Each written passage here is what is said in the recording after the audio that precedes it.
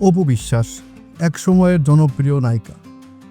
ঢালিউডের জনপ্রিয় এই অভিনেত্রী অপু বিশ্বাস দীর্ঘ বিরতি শেষে রূপালী পর্দায় ফিরেছেন। বর্তমানে তার হাতে 2টি সিনেমা রয়েছে। এই সিনেমার শুটিং নিয়ে ব্যস্ত হয়ে পড়েছেন তিনি। বন্ধন বিশ্বাস পরিচালিত সিক্রেট এবং কামরুল হাসান ফুয়াদের দুর্বার এই 2টি সিনেমায় শুটিং চলছে।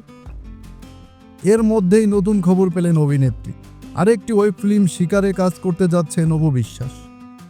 নির্মাতা কামরুজ্জামান রোহানের পরিচালনায় এই ওয়েব ফিল্মটিতে কাজ করবেন তিনি।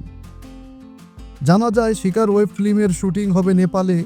আগামী মার্চ মাসে পুরো টিম নিয়ে সেখানে যাবেন পরিচালক।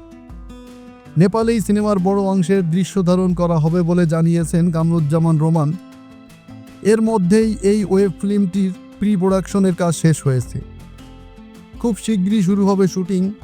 অপু বিশ্বাসকে নিয়ে ওটিটি প্ল্যাটফর্মের জন্য একটি ভিন্নধর্মী গল্পে কাজ করতে নেমেছি আমরা বলে জানিয়েছিলেন পরিচালক।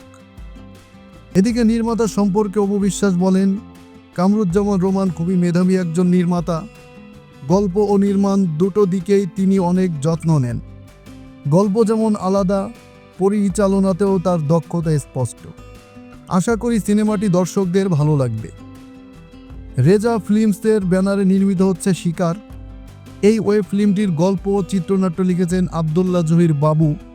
এতে অপু বিশ্বাসের বিপরীতে অভিনয় করতে দেখা যাবে অভিনেতা পলাশকে। অপু ছাড়াও আছেন রাশেদ মামুন অপু, বড়দা মিঠু সহ আরও অনেকেই। এখন দেখা যাক অপু বিশ্বাসের দীর্ঘ বিরতির পর রূপালী পর্দায় ফেরাটা কেমন হয়।